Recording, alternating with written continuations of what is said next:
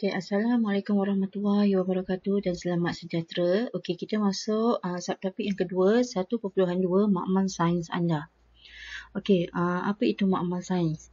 Okey, makmal sains adalah satu bilik yang dihaskan untuk menjalankan kajian atau eksperimen saintifik.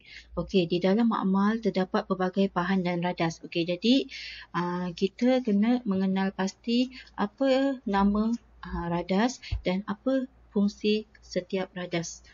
Okey, kita tengok satu persatu. Okey, yang pertama, tabung didih.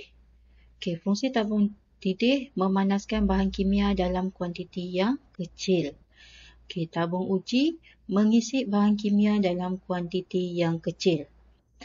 Okey, bikar, kelalangkon dan kelalang dasar lepeh berfungsi mengisi bahan kimia dalam kuantiti yang besar.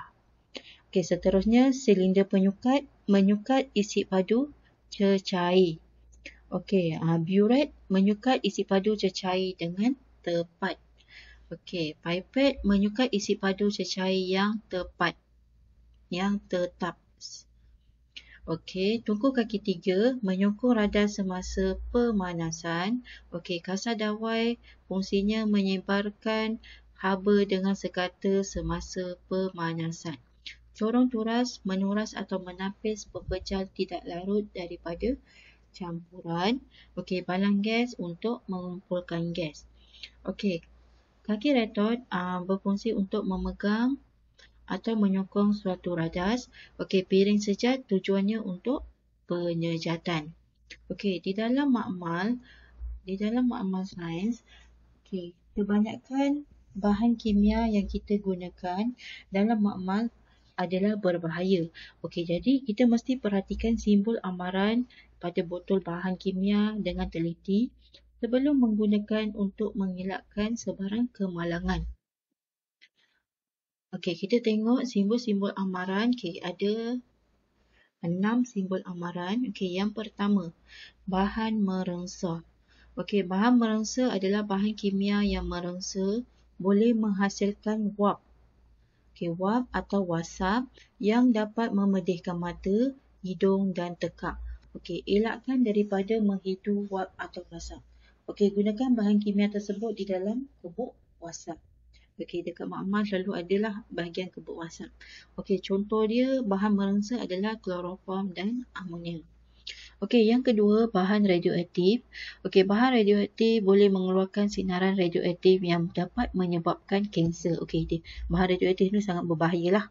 Okey, contohnya uranium dan plutonium.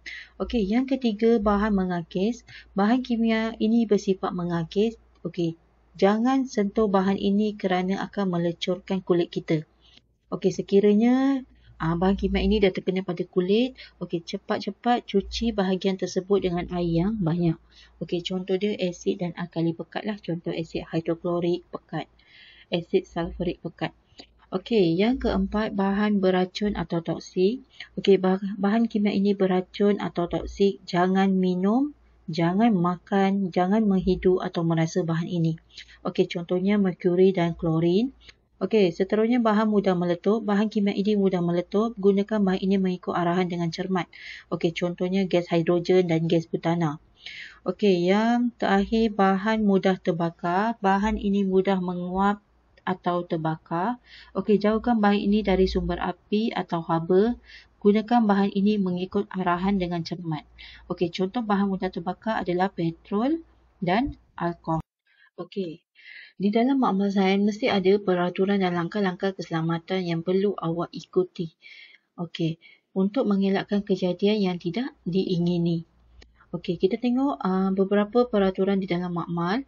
Okey, yang pertama, jangan masuk ke dalam makmal tanpa kebenaran guru.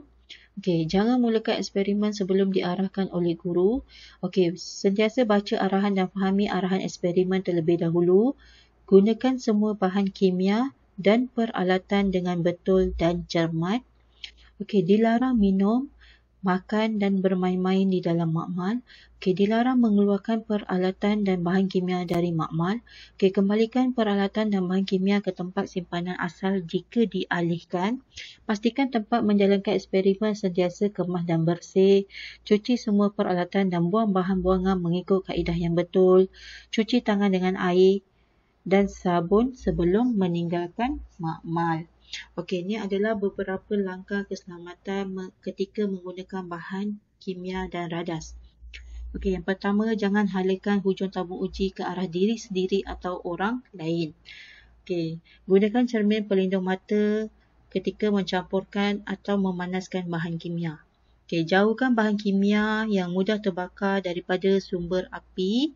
Okey, jangan merasa menghidu bau kecuali dibenarkan oleh guru. Okey, itu saja untuk topik yang kedua.